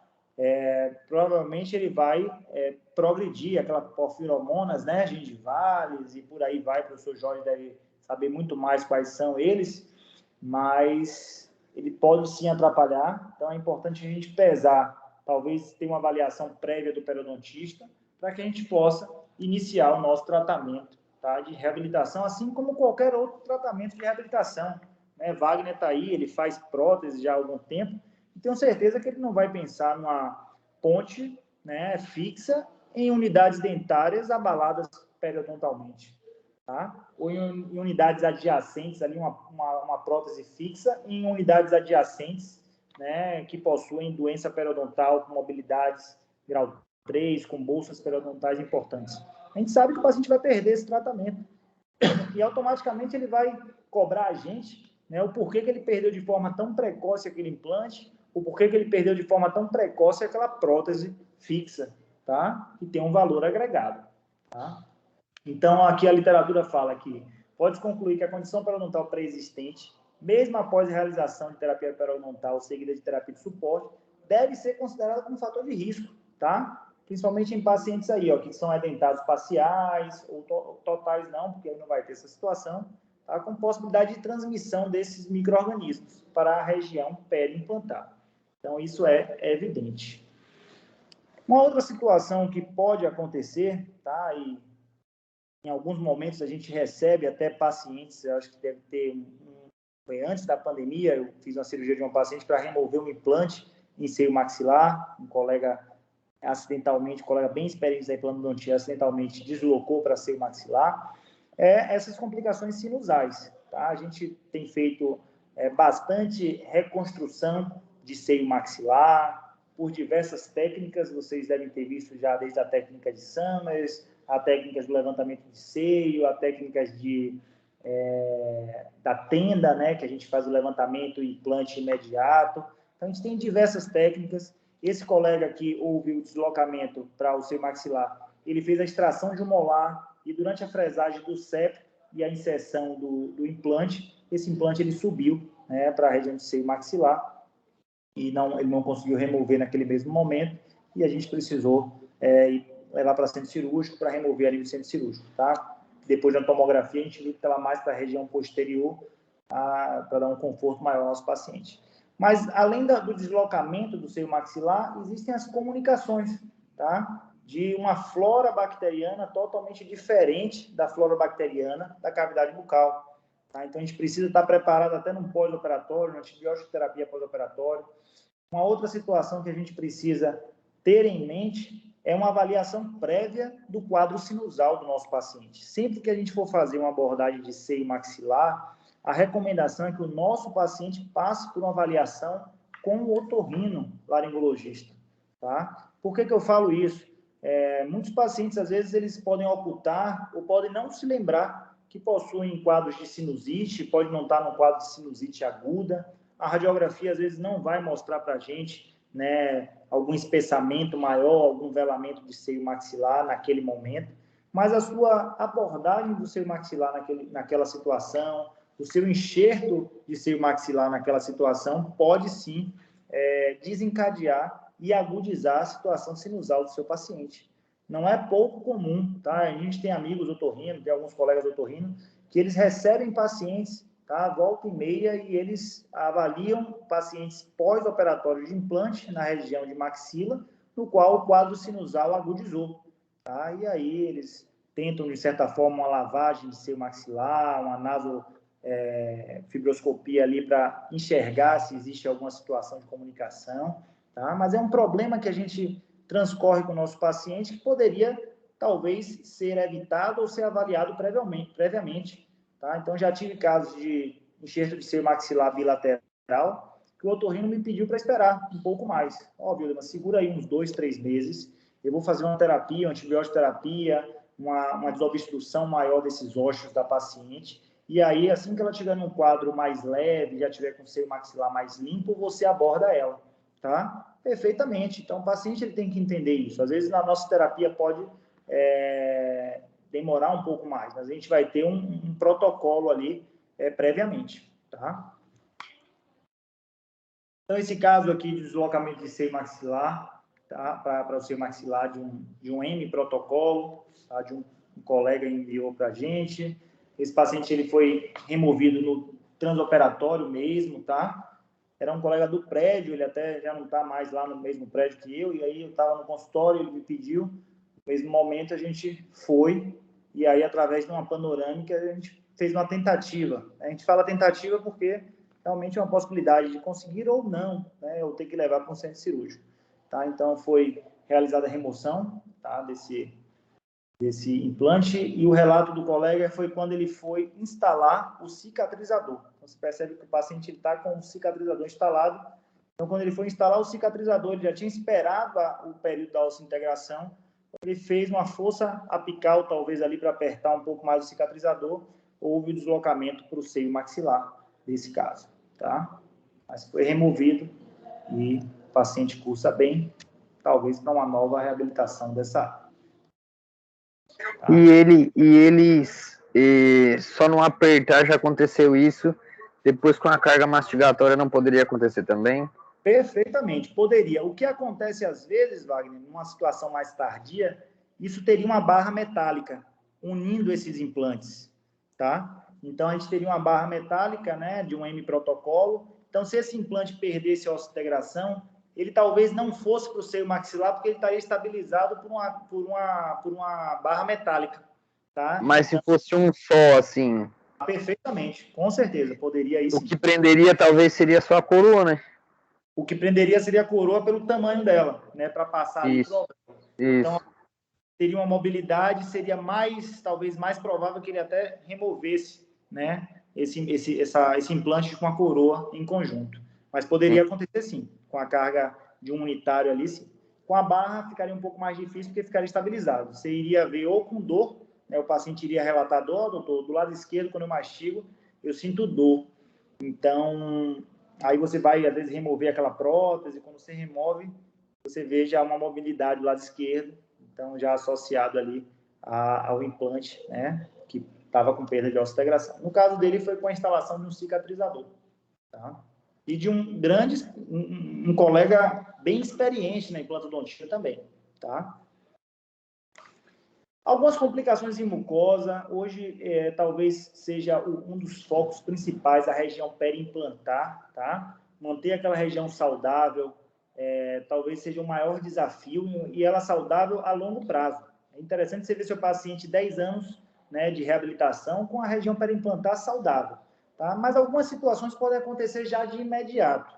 Então, o paciente pode relatar, doutor, uns 15, 20 dias depois, que sente alguma dor na região, não é nada muito forte, mas sente uma dor. Quando você vê, é o cover do implante já começando a expor. Às vezes ele expõe metade, e a outra metade está coberta pela gengiva, tá? E o paciente não higieniza, então acaba fazendo uma região de contenção ali de alimento, de placa naquela área, então a higienização seria interessante, ou já pensar na instalação de um cicatrizador para condicionar aquele tecido, tá? Seria interessante também avaliar. Às vezes o paciente relata um abscesso gengival. Ah, doutor, estou com uma dor aqui, mas é só nessa região da gengiva. Quando você vai ver o cover, ele está um pouquinho solto. Você aperta aqui, ó, nessa região, e o cover, ele acabou ficando um pouco mais folgado e está acumulando ali. Você já resolve, né, a situação do seu paciente já apertando ali o cover do seu implante sem nenhum problema, ou até já trocando por um cicatrizador, tá? Os parafusos ali de cicatrização, ou você pode realmente, casos um pouco mais graves, né, decências de tecido ósseo e de tecido gengival. E aí realmente é um prognóstico muito ruim, a estética é muito ruim, mas a gente percebe aqui, ó, né, um implante sem tratamento de superfície, né, se eu não me engano, até pouco tempo atrás se vendia esse tipo de implante. Eu não lembro, eu acho que a Dental Kremer vendia esses implantes por 30 ou era R$35, uns 2, 3 anos atrás, sem nenhum tratamento de superfície, tá? Não sei se é o mesmo aqui. Mas a gente sabe que hoje o tratamento de superfície dos implantes, né, eles são essenciais e são realmente os diferenciais hoje na nossa osseointegração, na nossa estabilidade ali, né, do contato do implante com o tecido ósseo, tá? Mas há algum tempo atrás os tratamentos de superfície não existiam, eram implantes lisos, tá? Na mesma lisura que a gente tem ali do cicatrizador, era do corpo do implante, tá? E eles eram vendidos até pouco tempo atrás, não tenho certeza se continuam, tá? E aí a gente vai também para mais algumas complicações e insucessos do tratamento, tá? Então, grandes fenestrações em áreas estéticas, né? Vocês podem, talvez, receber pacientes de outros tratamentos que não de vocês, para optar, né? Para opinar, tá? Sobre esses tratamentos, opinar sobre possíveis tratamentos. Tá? É algo bem complexo, é algo que a gente precisa entender, né? Desde de como foi feito, de quando foi feito, tá? Quais eram os objetivos do paciente, quais são as parafunções que esse paciente pode apresentar, antes de julgar totalmente ali o que a gente está vendo, tá? Então, a gente vai observar principalmente a osseointegração do implante, tá? Se teve ou se não teve, e avaliar o que é que o paciente tem de desconforto. Eu já recebi uma paciente para avaliar de um protocolo, né, no qual ela tinha umas decências, né, da parte óssea, de alguns pilares, e quando a gente afastava a gengiva da paciente, a gente observava a cinta metálica, tá? E aí alguém falou para ela que isso era algo horrível, que não dava para manter esse protocolo. Eu pedi uma tomografia, os níveis ósseos aparentemente estavam estabilizados, né, talvez alguma região periimplantar um pouco mais inflamada, mas não via motivo. Perguntava para ela assim, sorria forte, dona Maria. ela sorria, fazia o sorriso e não aparecia nada. Só quando ela puxava o lábio que ela via essa cinta. Então eu falava, dona Maria, você acha que alguém vai puxar o lábio da senhora para ver essa cinta metálica? Tá? Porque senão a senhora vai ter que tirar esse implante, fazer enxerto, para fazer uma nova reabilitação. Tá? Então talvez não fosse a principal queixa, ela ouviu falar, né, e aí focou naquilo, ia para o espelho, puxava o lábio e via a cinta. Então, quando ela sorria, ela tinha um sorriso comum, natural, não aparecia, tá? Ela tinha um sorriso baixo, que já ajudava bastante aqui essa complicação, entre aspas, né, de exposição de cinta, não viesse a tirar essa satisfação do paciente. Então, diversas complicações a gente pode ver, como a gente viu previamente, já algumas, né, biológicas, estéticas, funcionais, mecânicas ou infecciosas, tá? Então, a gente começa com algumas possibilidades também, né, da infecção. Tá? Então, o paciente ele vem para a gente avaliar. A gente vai, primeiramente, avaliar a parte clínica e depois, né, ou já no mesmo momento, solicitar um exame de imagem, que pode ser até uma radiografia periapical.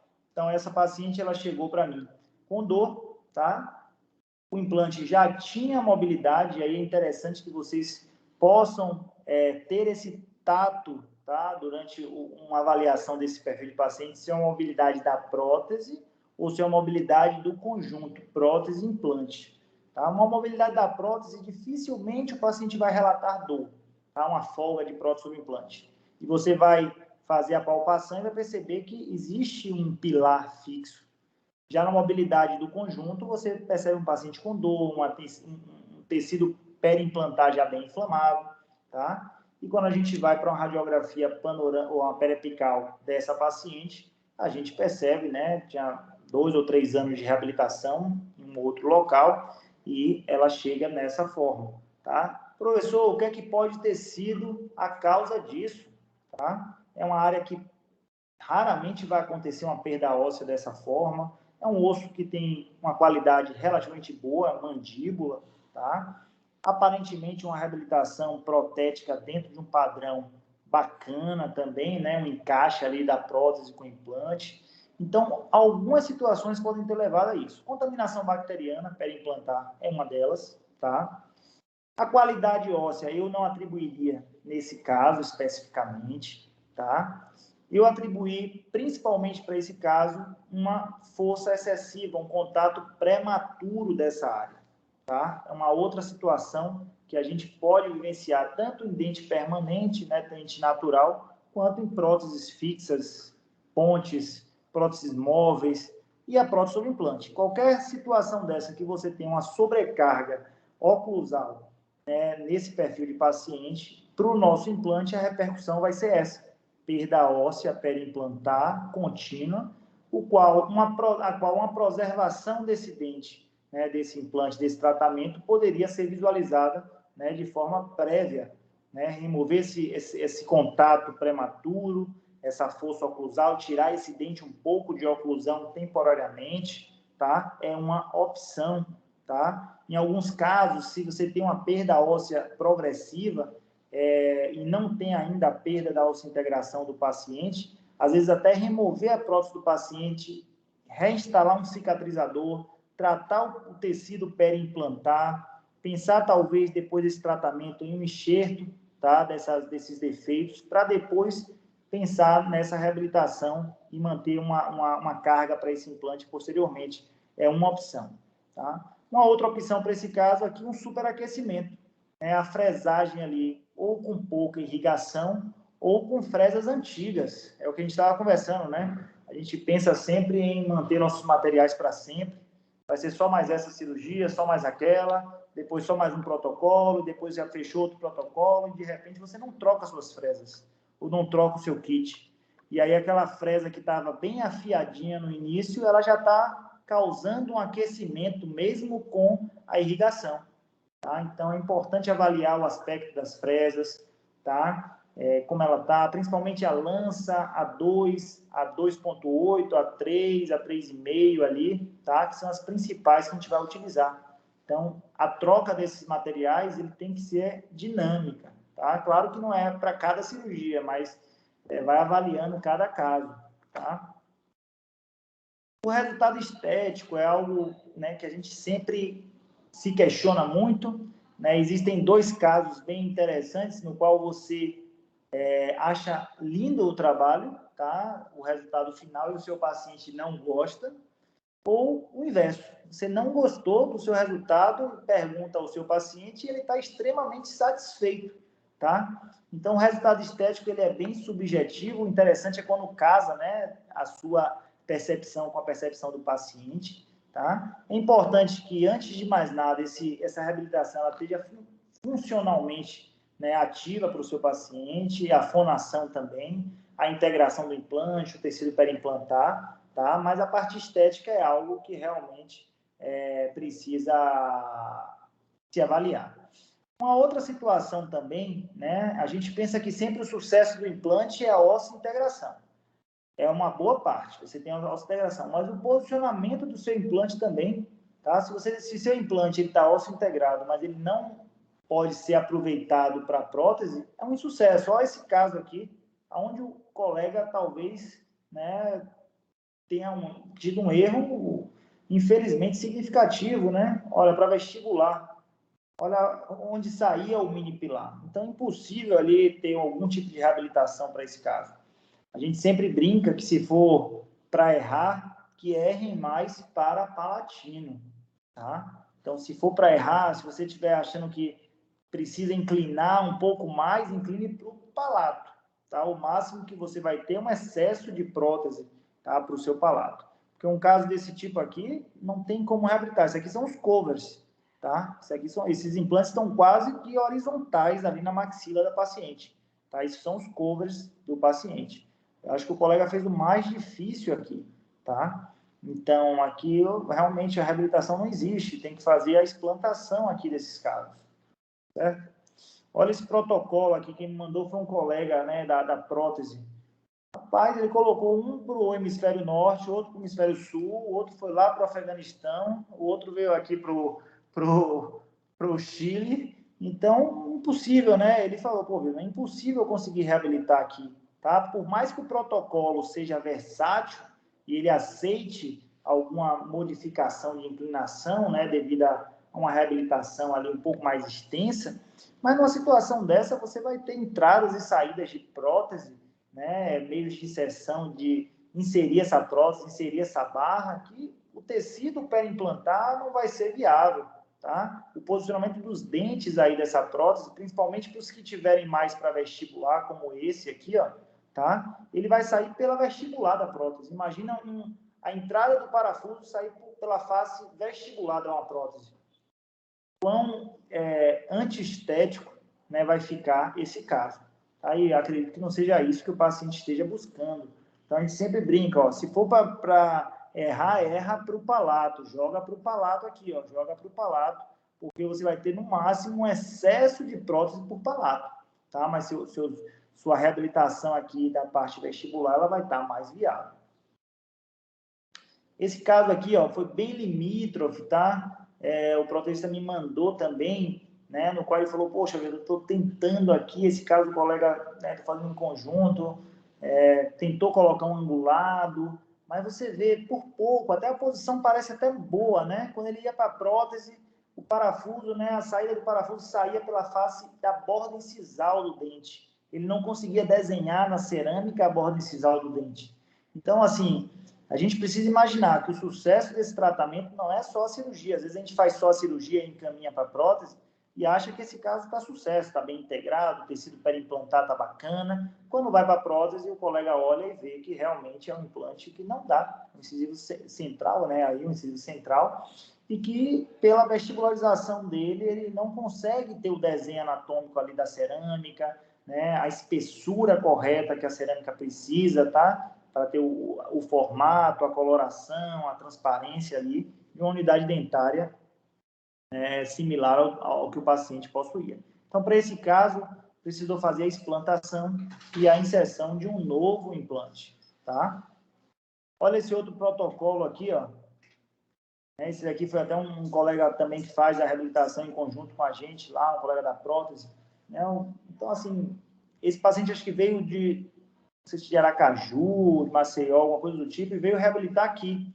Então, 3 implantes bem próximos, bem para vestibular, né? Não sei se vocês conseguem visualizar. Um outro implante aqui, né? Bem também para vestibular, totalmente inviável, tá? O colega fez a moldagem de transferência para poder fazer o estudo, né, dessa situação, mas inviável.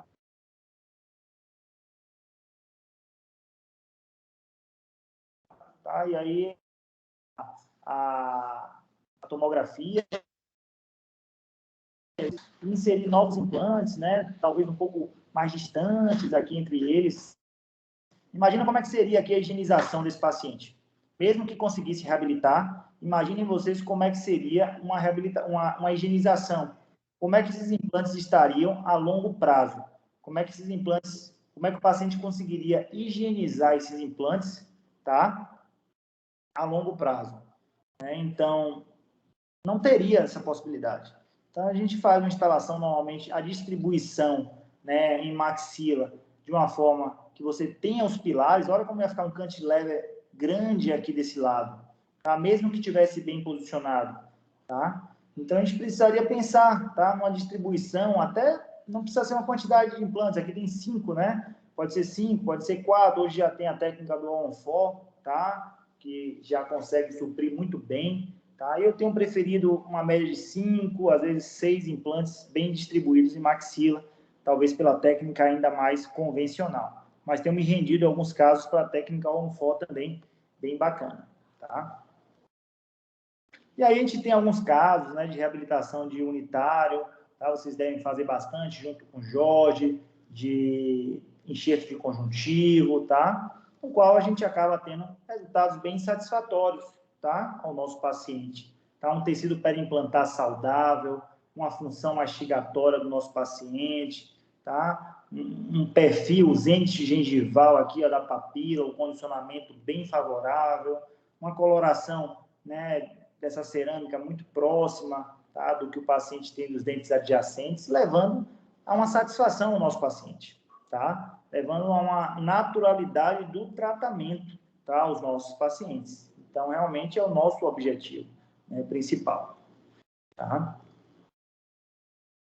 Unidades posteriores também, tá? Só mostrando alguns casos. Olha a qualidade desse tecido periimplantar. Ah, professor, é um HE, não se usa mais HE. Se usa muito HE ainda. Tá? Quem fala que não usa HE, que é só conimócio, realmente é uma tendência que exista mais a conexão interna. Mas existem muitos pacientes que usam HE e vão existir ainda muitos pacientes que usam HE, que irão utilizar o HE. Tá? Olha aqui o condicionamento desse paciente, tá? Esse condicionamento gengival. Tá? Isso aqui foi durante uma manutenção da prótese. Tá? Olha o perfil dessa gengiva no implante HE. Tá? É isso que a gente quer nos nossos pacientes. Tá? Um perfil de emergência, um tecido periimplantar saudável.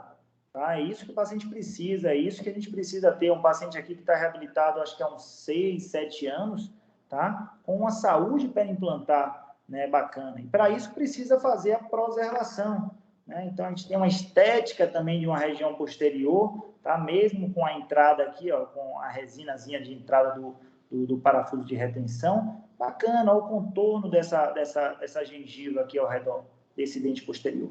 Então isso a gente considera, né, realmente sucesso no nosso tratamento. Isso pode mudar? Pode mudar. O paciente, de repente, começa a fumar, começa a ter uma higienização um pouco mais ruim, ele começa a ter uma sobrecarga nessa região, tá? E, às vezes, o que está assim nesse ano, para o ano, pode estar um pouco mais inflamado. Tá? Então, é importante deixar o paciente, né, ciente de que o implante também é algo dinâmico.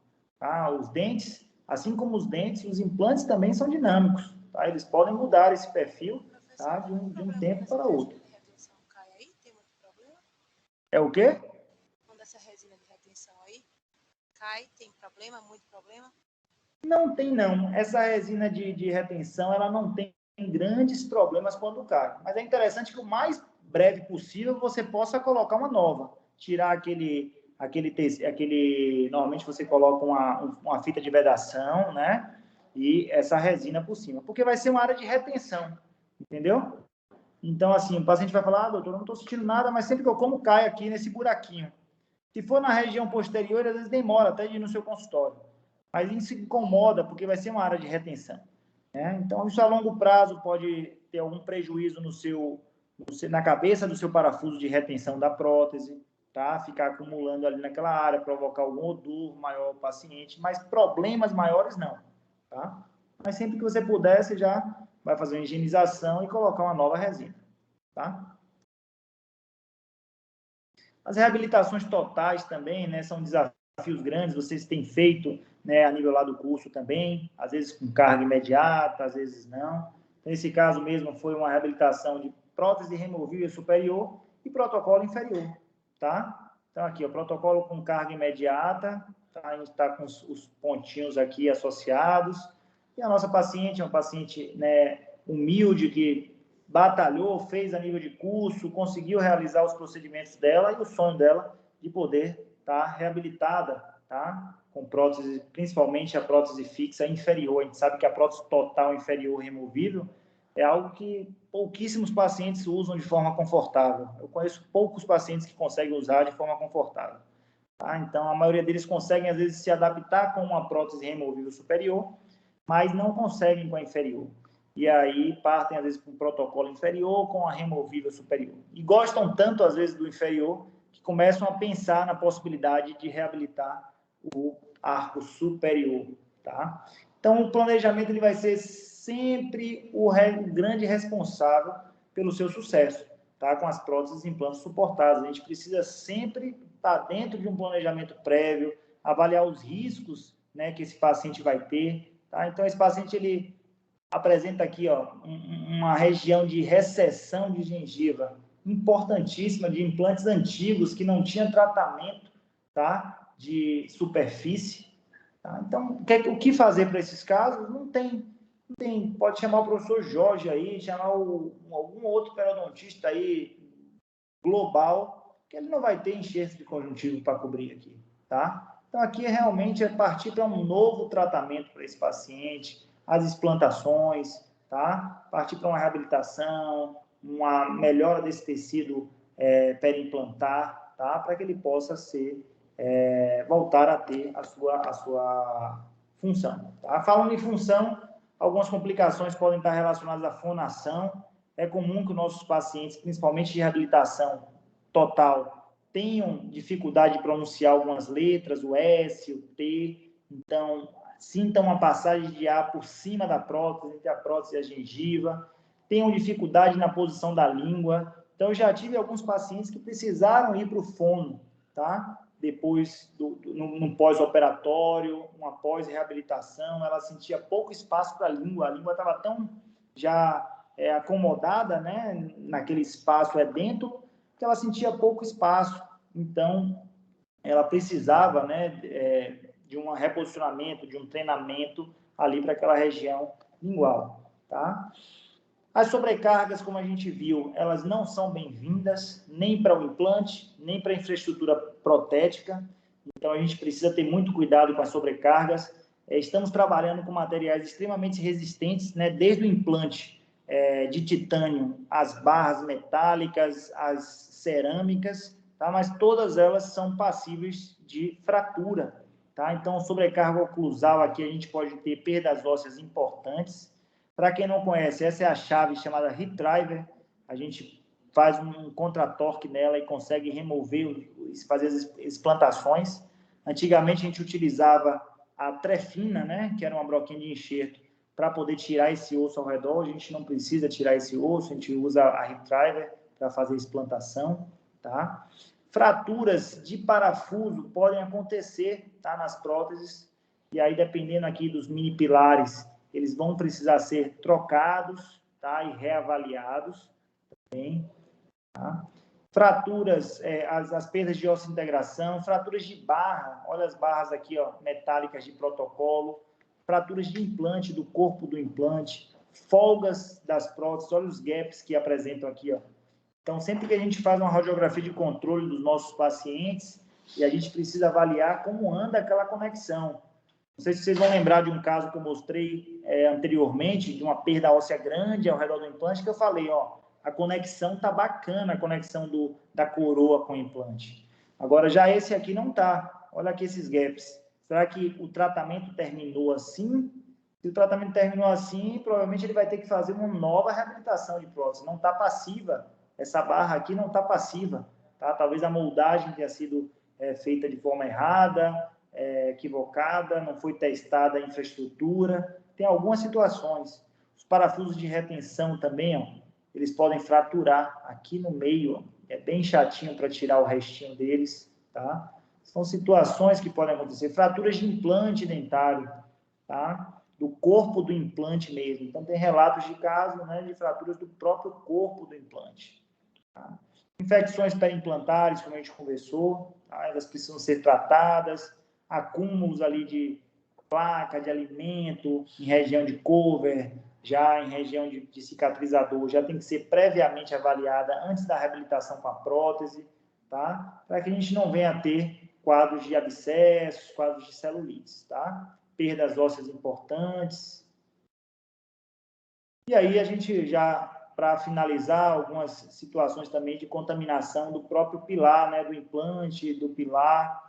Situações também que a gente pode vivenciar na implantodontia, que é a osteonecrose medicamentosa. Tá? A gente vivencia isso na cirurgia bucomaxilo, no tratamento desses pacientes, principalmente em uso de bifosfanato, em uso de denosumab, tá? Que são medicamentos para osteoporose, osteopenia, metástases ósseas, tá? Então, que podem influenciar no nosso tratamento cirúrgico e no nosso tratamento cirúrgico de implantes também, tá? Complicações relacionadas à reabilitação de uma forma geral, tá? Podem acontecer na sua conexão. Tá? É algo muito chato. Você tem tudo direitinho ali, você vai fazer, às vezes, uma preservação do seu tratamento. Quando você remove a prótese, ela não encaixa de novo. Quando você vai ver, causou um dano ao hexágono, causou um dano ali ao encaixe do parafuso, ao encaixe da prótese, tá? Então, o paciente, ele sente dor Professor, Oi? me tira uma dúvida, não sei se é uma pergunta besta, mas quando a gente tem uma infecção associada ao implante mesmo, necessariamente a gente vai remover o implante ou existem algumas outras formas? Não vai necessariamente remover, não. Eu até falei sobre isso, acho que você não tinha chegado ainda na aula. Eu falei sobre infecções na região de implante. A gente vai tentar, Rafa, ao máximo, o tratamento local ali, né, com o antibacteriano local e com o antibiótico sistêmico, tá?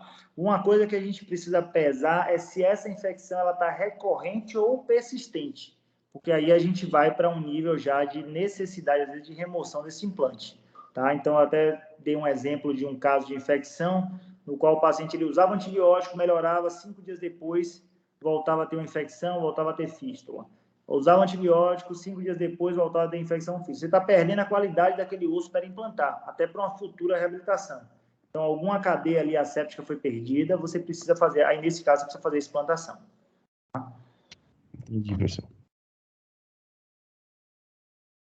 Alguns casos, né, de artigos aqui de alguns acidentes, deslocamento bacio-maxilar. Esse caso interessante, deslocamento para a região do canal alveolar.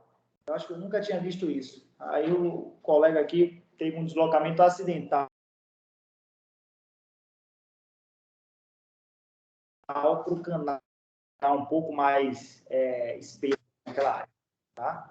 Então, o mais importante, pessoal, o mais importante aqui é que a gente tenha conexões dos nossos planejamentos. Hoje, com os planejamentos virtuais, a gente consegue já mensurar, né, qual o tamanho, qual a espessura do implante, a inclinação desse implante, tá? Se eu vou precisar de enxerto complementar, se eu não vou precisar, a necessidade ou não de componentes angulados, tá? Essa técnica On-4 hoje tem utilizado bastante esses componentes angulados distais, e isso ajuda bastante na reabilitação, né, dos nossos pacientes. Tá? E os fatores de risco que vocês já conhecem, né? Os fatores como fumo, as doenças periodontais pré-existentes, higiene bucal e o estresse do nosso paciente. Eu costumo falar que tem paciente que não tem perfil para cirurgia de implante. Tá? Por mais que ele tenha, às vezes, a condição financeira para isso, ele, naquele momento, pode não apresentar o perfil. E a gente tem que ter um pouco de cuidado com essa tendência, né, de querer reabilitar um paciente nesse perfil, no qual a gente vai ter problemas, né, importantes de forma de um curto e médio prazo, tá? Biossegurança, né, que vocês já conhecem bastante, não precisa a gente conversar muito sobre isso. O controle da temperatura, que vai de acordo com o corte da sua fresa, de uma boa irrigação, tá? Evitar movimentos muito fortes de pressão da fresa, sempre movimentos intermitentes de ir e voltar, tá? Sequencial. Evitar pular muitas fresas, então às vezes eu quero sair da 2 para 3,5. Então eu vou ter uma pressão muito grande naquele osso. Se eu puder ir da 2 para 2,8, para 3, depois para 3,5, eu vou ter uma sequência maior, tá? Uma fresagem melhor esse osso, tá? Uma irrigação importante, a gente não pode, né, alguns instrumentais já saem irrigação diretamente, outros a gente já faz via seringa, né, o auxiliar.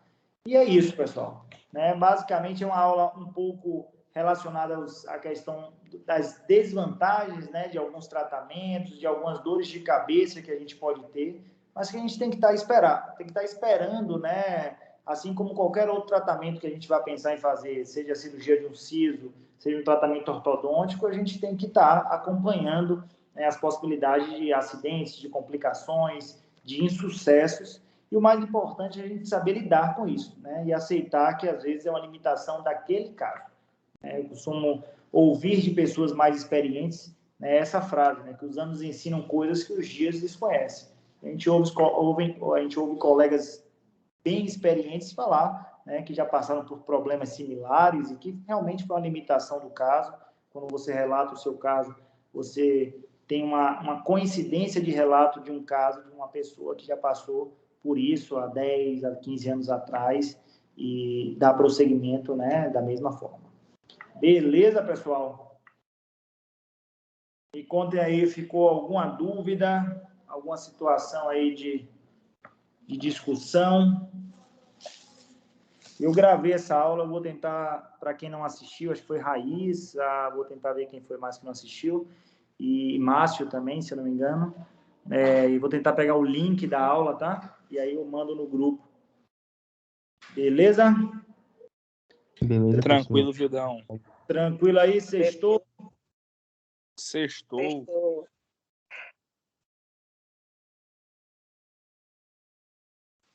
Na hora do sexto, o Júlio aparece, né? Oi, Júlio.